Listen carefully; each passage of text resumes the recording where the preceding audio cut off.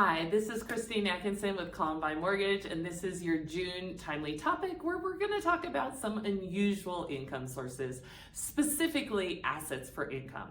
So if you're trying to qualify for a mortgage and you don't have any regular income sources, it might be a bit intimidating. However, if you do have some good financial assets, we can use those assets for income. Specifically, if we're looking at conforming loans, that means loans that are underwritten to Fannie Mae and Freddie Mac's guidelines. They go up to a nationwide conforming loan limit of $766,550, and then depending on the county you're in, it goes slightly above that for a high balance loan. So that's kind of the vanilla loan we're talking about. Then both Fannie Mae and Freddie Mac have different options to use your assets as income. If we're looking at Fannie Mae, the main appeal here is that you don't actually have to be 62 years of age yet in order to use those assets. Now, they do need to be in employee-related accounts, so think 401k and IRA. So most likely to have any sort of substantial amount in there. You're probably closer to 62, but maybe just not there yet.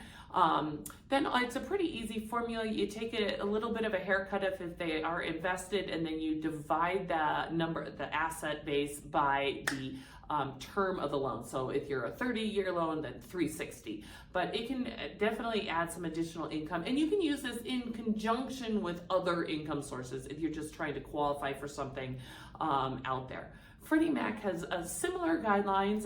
However, the big thing there is you do have to be 62 years of age in order to use it. They're a little more lenient, however, on what you can use. You can use those employee-related assets, but you can also use securities, stocks, your brokerage accounts, that sort of thing, and count it all together. They'll also do an adjustment if those funds are invested, and then you divide actually by 240. So if you're thinking 30-year loan, then that can typically, we're using money to qualify assets, that is, then you might want the 240 denominator. So there's a couple of options. Now, if you happen to be just young and have lots of assets and they're not in retirement accounts, then there are some other solutions for you in non-conforming loans that are available out there. And there's a wide range of what these are, but they all are just typically a slightly higher in interest rate. So we go to the conforming loan options first if those fit, and then non-conforming if they don't, or the loan amount's higher than the loan limits. We can take a look at that. Net, basically, if you have assets, we can also use those for qualifying income. If you have any questions with this, just reach out. I'd be happy to help. Thank you.